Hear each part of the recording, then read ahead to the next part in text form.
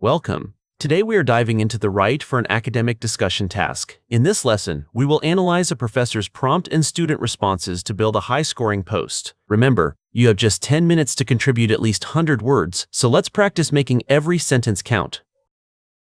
If you want to master the TOEFL writing section, make sure to subscribe to myTOEFL for more expert lessons. Let's keep working toward your target score together.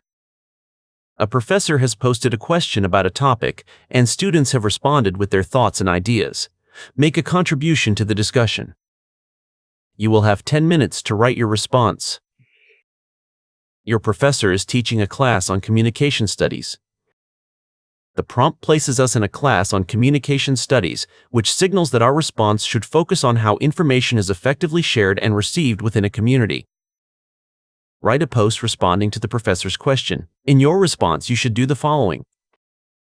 Express and support your opinion. Make a contribution to the discussion in your own words. An effective response will contain at least 100 words.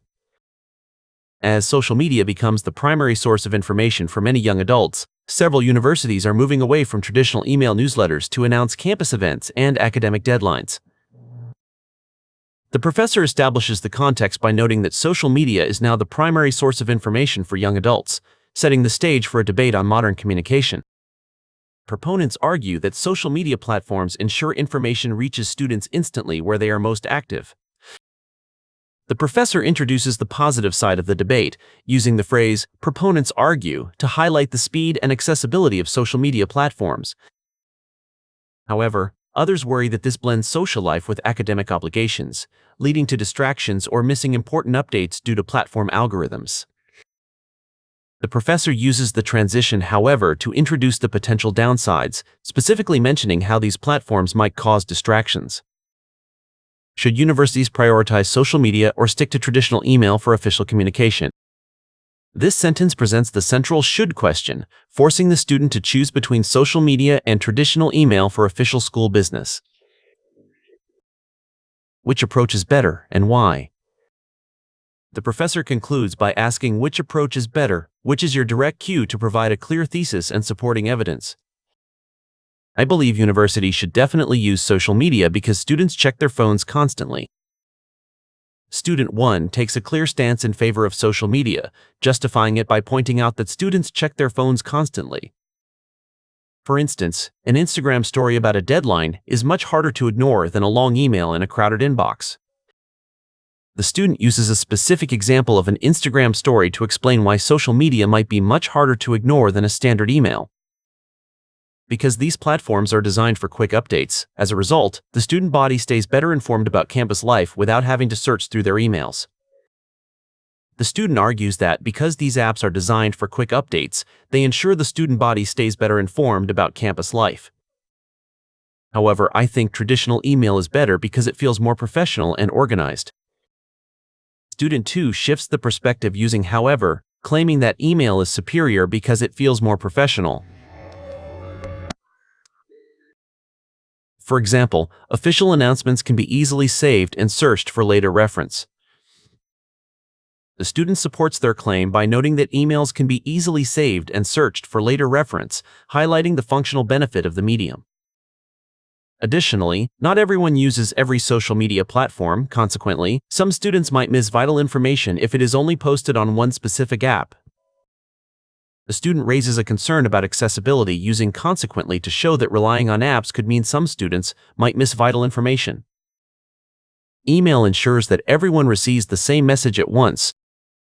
The student concludes by emphasizing that email ensures consistency, as it allows everyone to receive the same message at once. Now let's write our own response step by step to see how a high-scoring academic discussion post is constructed. We start with, in my opinion, to establish a strong personal stance.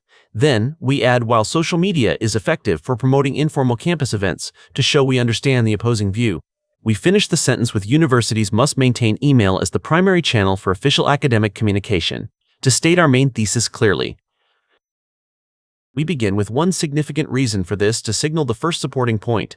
We then complete the thought with, is the issue of data privacy and cognitive focus, to introduce our unique argument.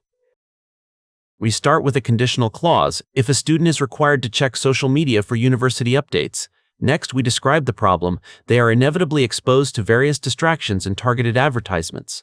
Finally, we explain the result, which can disrupt their study sessions and academic mindset, to show the negative impact. We use furthermore, as mentioned by student 2, to link our ideas to a peer. Then we add email provides a reliable and permanent paper trail as the core benefit, and finish with for critical information such as financial aid or graduation requirements.